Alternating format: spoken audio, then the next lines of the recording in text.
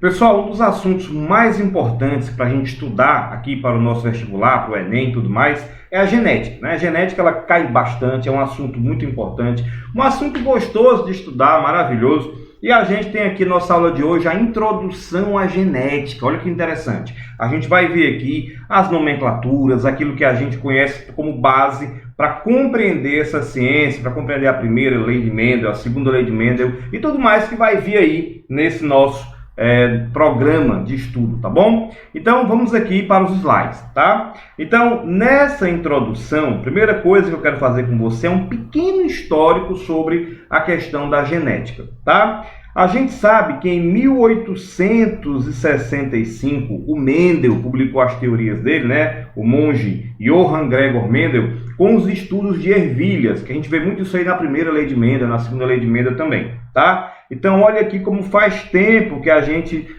procura decifrar essa questão da transmissão genética humana, tá? Em 1869, o cara chamado Johann Friedrich Miescher, olha aí o nome do cara, realizou o primeiro isolamento do DNA. Só um detalhe, quando Mendel começa a estudar e publica a teoria dele, ele não fala de genes, ele ainda não conhece o DNA, ele fala de quê? Ele fala de fatores, tá bom? Ele vai falar a respeito, tem uns fatores aí que são transmitidos, né? Que dois fatores são responsáveis por uma característica e tal, tá certo? Então esse isolamento do DNA foi em 1869.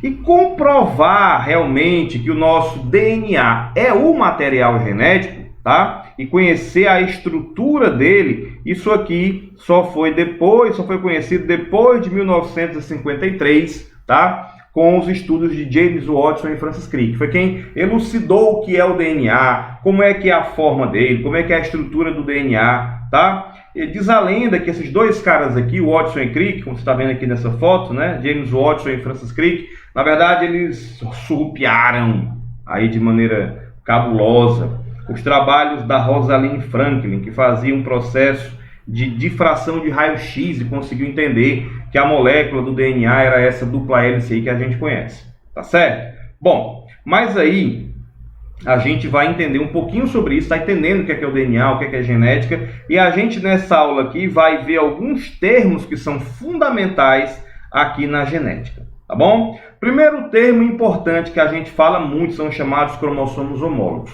Ô, gente, nós temos um total de 46 cromossomos. Vou colocar aqui abreviado, ó. 46 cromossomos nas nossas células humanas, tá? Desses 46 cromossomos que nós temos aqui, eles vão estar divididos aqui, ó, em 23 pares de cromossomos. Então é importante que você saiba isso. 23 pares. Até porque esses cromossomos, eles estão de par em par. Sabe aquele negócio do policial americano que só anda com seu parceiro? Meu parceiro e tal. Pois é. Então aqui você tem, ó, o par número 1, você tem aqui o par número 2 e assim sucessivamente, até o último par. Esse último par aqui, como você está vendo aqui no cantinho, ele é o nosso par de cromossomos sexuais. São chamados alossomos. Tá bom? Deixa eu ver se dá para ampliar para cá, para você ver melhor. Pronto, alossomos. Tá ok?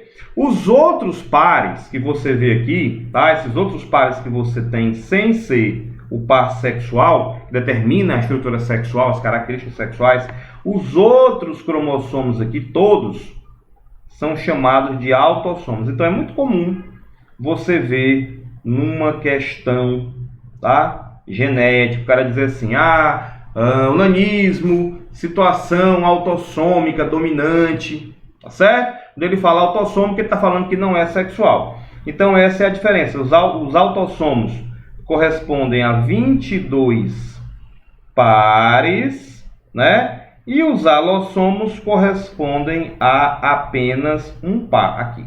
Tranquilo?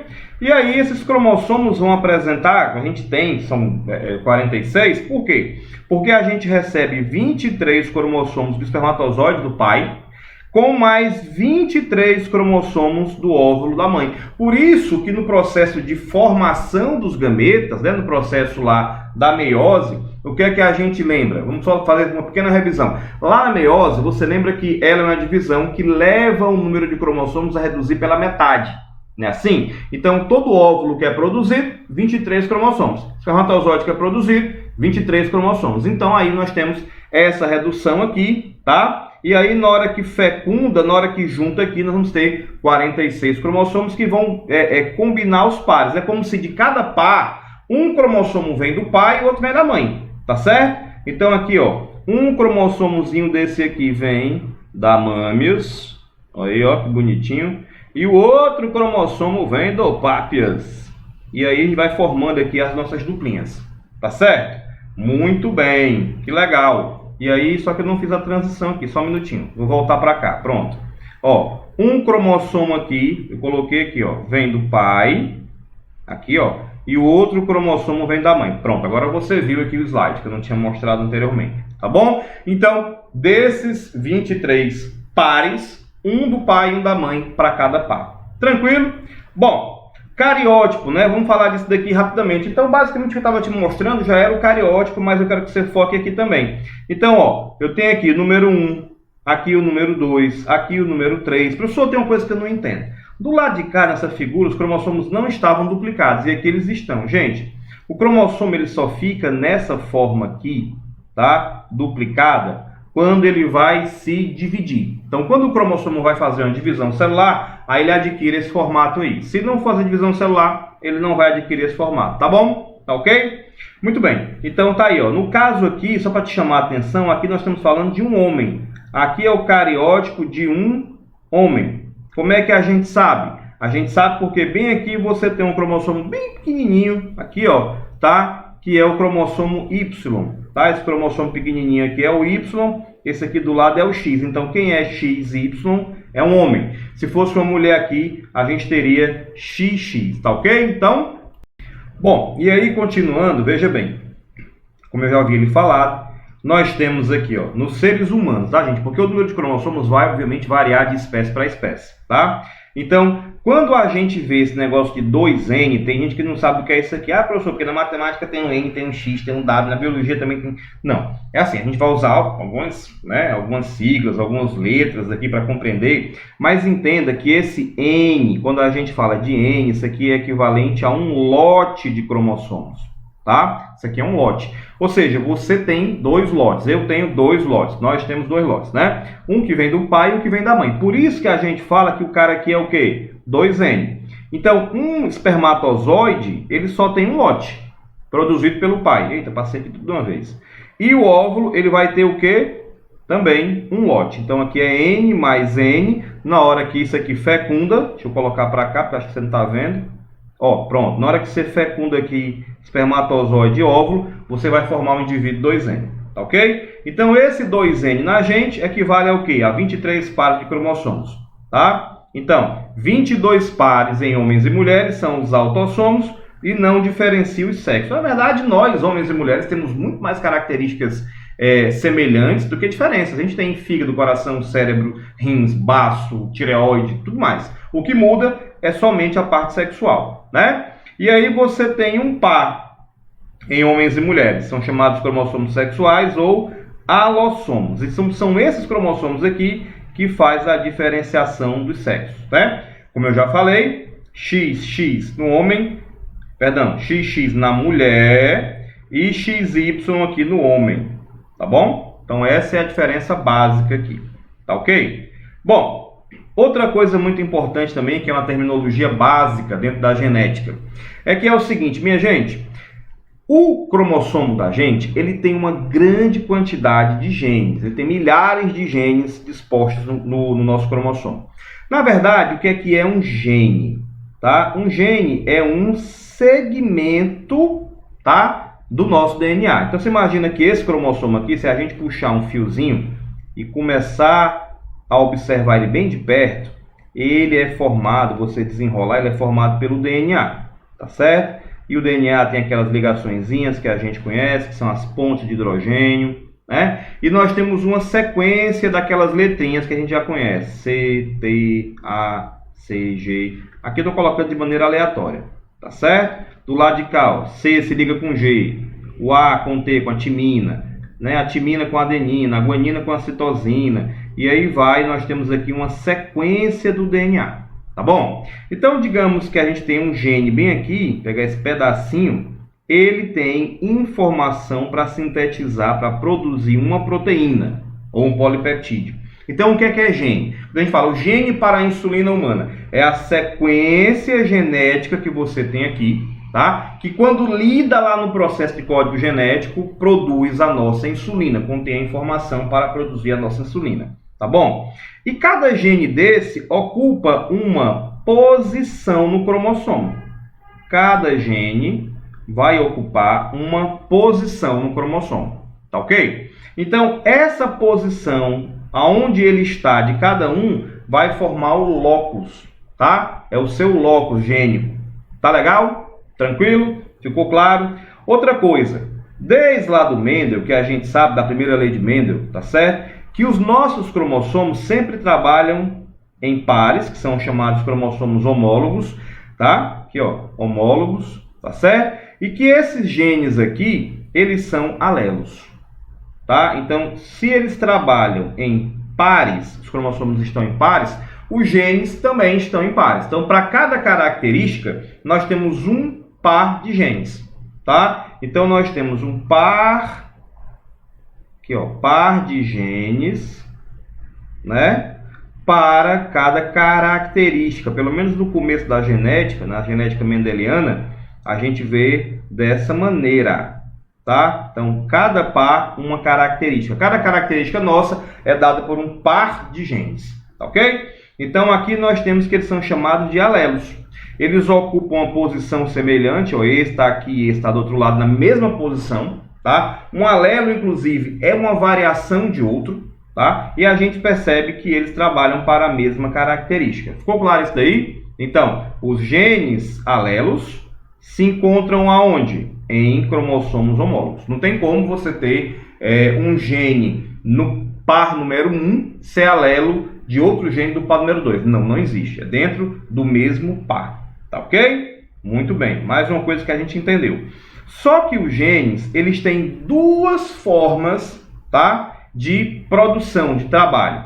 Existe o alelo dominante. Normalmente, esse alelo dominante é aquele que a gente vai utilizar a letrinha maiúscula, né, o Azão, que a gente conhece, tá? É aquele que expressa, que produz uma proteína funcional, é aquele que está se expressando, que a gente fala dessa maneira, mesmo estando em dose única, ou seja, se o indivíduo for azão-azão, ou se ele for azão-azinho, o resultado vai ser que a produção da proteína vai ser aquela que o gene azão está mandando. Ele é o mandão, manda chuva aí na história. Ele é o alelo dominante, vai formar um RNA mensageiro, que vai formar uma proteína.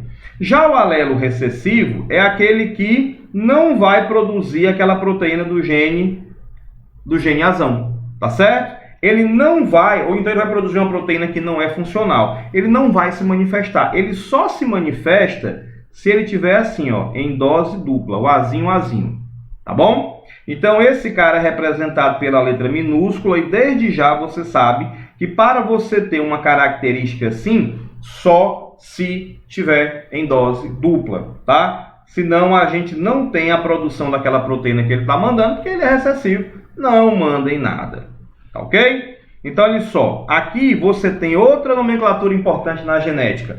Esse cara aqui é o indivíduo homozigoto. Estão vendo? O homozigoto. Por quê? Porque ele tem um gene azão em um dos seus cromossomos homólogos e no outro, né, correspondente do par, ele também vai ter aqui quem? Ele também vai ter o azão. E do lado de cá você tem o azinho, ó.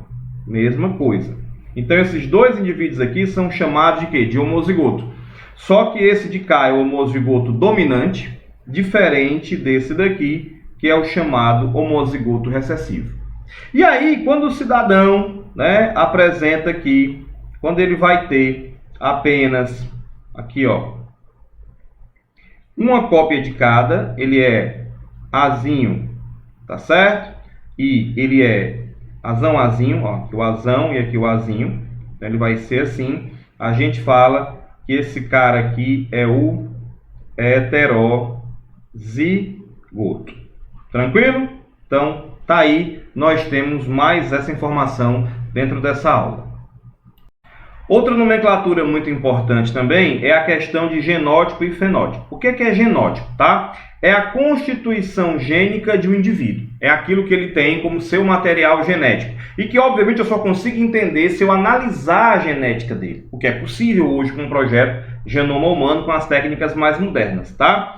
É o chamado conjunto gênico de uma pessoa, é o seu genótipo, é o pool gênico, tá? Essa palavra pool gênico vem de quê? De grupo, conjunto genético de alguém. Então, se você estiver vendo que o meu cabelo é castanho, você não está vendo o meu DNA. Você teria que ver o DNA para entender qual é o meu genótipo. E aí você só consegue chegar no genótipo com a pesquisa, né? Com a análise do DNA da pessoa, tá certo? Então, isso aqui é chamado genótipo conjunto gênico de uma pessoa, que você só consegue acessar quando você vê os genes dela, tá? O próprio DNA da pessoa, tranquilo? Agora, o que é o fenótipo? O fenótipo, gente, é a expressão física. Olha, nós temos uma carga gênica, tá? Agora, eu posso ser uma pessoa com a pele mais branca se eu não tomar muito sol. Eu posso manifestar mais melanina na minha pele se eu realmente tomar sol diariamente. Tá? O meu cabelo pode começar a clarear, ficar meio mais lourinho, se eu pegar mais sol. Então, as características elas podem mudar de acordo com o meio que a gente vive. Então, essa força da carga genética que eu tenho, associado ao meio ambiente, ou seja, associado à alimentação, à quantidade de sol que a gente toma, à quantidade de atividade física que você faz, isso vai resultar naquilo que você aparenta ou determina. Tá? Que é o fenótipo. Então ela vai ser a expressão física. Tranquilo? Inclusive tem um detalhe que o pessoal às vezes erra muito. Deixa eu explicar isso aqui. Tá? Atenção aqui, ó. Se eu te disser assim, olha, pessoal, eu sou do sangue A positivo. Um exemplo. Isso é o meu genótipo ou o meu fenótipo? A maioria vai dizer assim, não estou vendo o sangue dele. Portanto, isso aí é o genótipo. Não. Só é o genótipo se você analisar o trecho do meu DNA que tem a informação para fazer aquela proteína A do sangue. Estão entendendo? Se eu faço um teste de laboratório que só visa saber qual é a proteína que tem em cima da hemácia, aquela proteína que foi produzida pelo DNA, aquilo é meu fenótipo.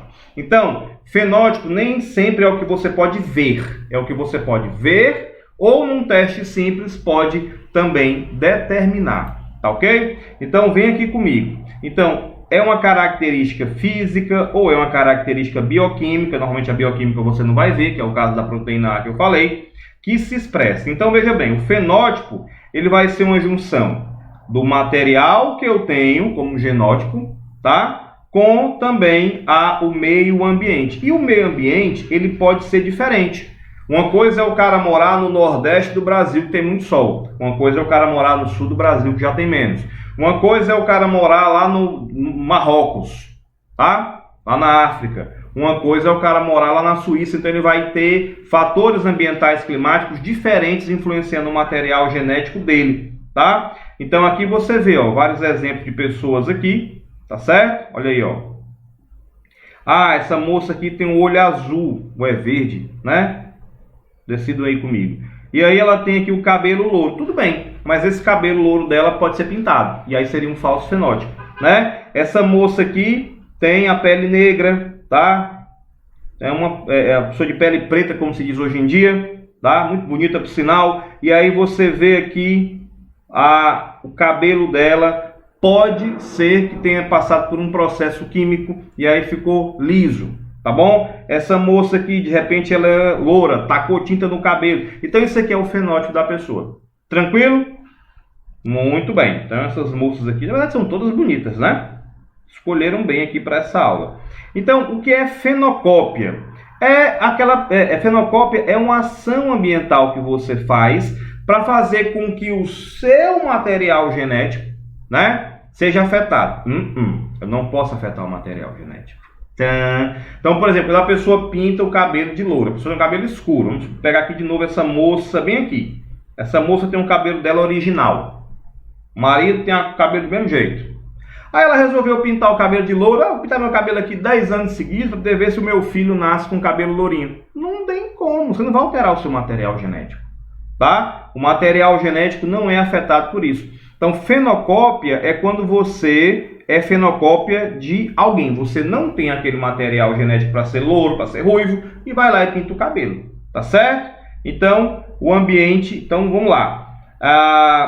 Por exemplo, deixa eu dar aqui um exemplo para você, tá? Que isso pode acontecer de maneira positiva ou de maneira negativa também, tá? Então, vamos lá. Nesse caso, fenocópia, o indivíduo pode apresentar um fenótipo para o qual ele não tem um genótipo correspondente. Ele fez alguma modificação. Então, vamos lá. Exemplo 1. Ambiente atuando favoravelmente. Então, indivíduos afetados pela fenilcetonúria, tem isso na nossa aula de mutações genéticas humanas, tá? E recebem uma dieta com baixo teor de fenilalanina. O que é que vai acontecer? Ele vai viver de maneira normal, tá? Fenotipicamente ele não vai ter dores, ele não vai ter problemas com relação ao acúmulo dessa fenilalanina no seu sistema nervoso. Ele vai viver de maneira normal. Então isso é uma fenocópia também. Ele está sendo uma cópia de quem é normal. Ele deveria ter problemas neurológicos por conta do acúmulo da fenilalanina. Tá entendendo? Então, aqueles são fenocópias de indivíduos geneticamente normais. Tá claro? Deu para entender direitinho? Espero que sim. Tá certo? Então, aqui ele está atuando como uma pessoa normal. Outro exemplo simples. Uma pessoa tem diabetes, tá? Tipo 1. Ela não produz a insulina, mas ela toma a insulina. Ela está afetando o seu material genético? Não, mas ela está vivendo normal. Então, ela é uma fenocópia de quem tem o pâncreas trabalhando de maneira normal. Ficou claro? Mesma coisa aqui. Tá certo? Então, vamos continuar aqui. Aí, gente, aqui, ó, nós temos, ó, os famosos heredogramas. O quadradinho é o sexo masculino. A bolinha, quando você vê uma bolinha, é o sexo feminino. Quando, por exemplo, esse casal, o homem e a mulher aqui, apresentam esse desenho aqui de filho, é porque o casal, que é esse daqui, ó, ainda não sabe o sexo da criança. Tá certo? Agora, tem aqueles símbolos também que poucos são usados. Vou te dar um exemplo, ó. Esse aqui, ó, o cara diz assim, número de filhos do sexo indicado. Normalmente, quando você quer mostrar o número de filhos que o casal tem, você desenha cada bolinha ou cada quadradinho. Você não usa isso daqui não, mas por acaso se você vê, né, um casal que teve um filho assim, que na verdade não é um filho, está apenas mostrando que ele teve 4 homens, assim, ó, está dizendo que são 4 homens, é alguém com preguiça de escrever tudo, tá certo? Outra, quando você vê um símbolozinho pintado, tá, uma bolinha ou um quadradinho pintado, quer dizer que ele é afetado por alguma doença. Quando você vê assim meio a meio, muitas vezes está dizendo que ele é heterozigótico. Esse aqui é muito comum você ver nas questões, é um casamento, tá certo?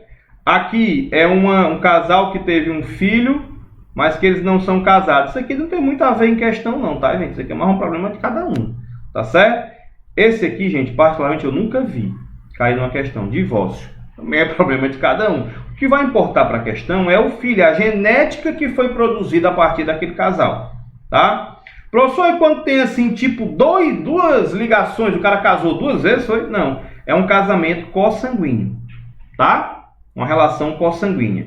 Professor, quando tem esse cacho aqui, assim, dessa maneira ligada, gente, esse situação onde você tem uma bifurcação e 2 indivíduos aqui, está falando de gêmeos. Agora, quando esses gêmeos estão ligadinhos aqui embaixo também, ó, então eu tenho a bifurcação e eles estão ligados, são gêmeos iguais, são gêmeos monozigóticos, tá ok?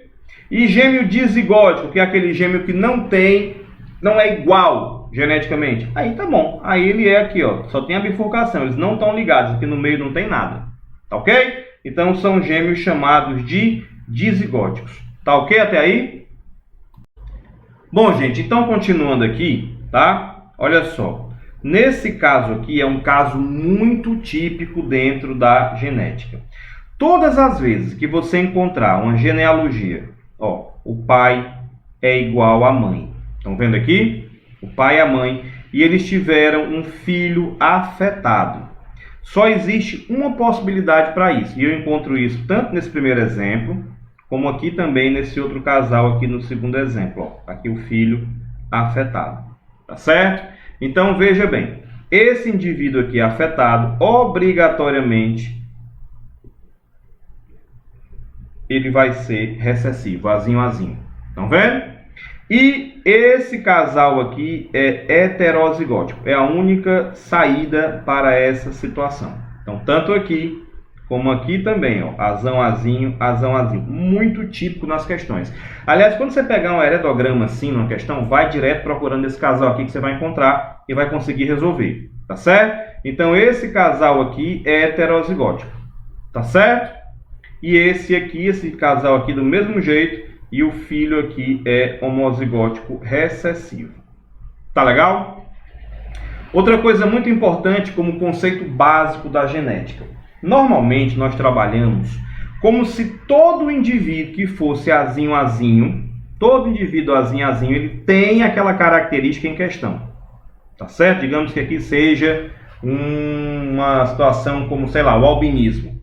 Tá? Esse indivíduo aqui é albino. Mas pode acontecer na genética de você ter um indivíduo azinho, azinho, né? Que é afetado por aquela determinada modificação. E pode ser que você tenha um indivíduo azinho, azinho que não foi afetado. Pode ser também com relação a um gene dominante.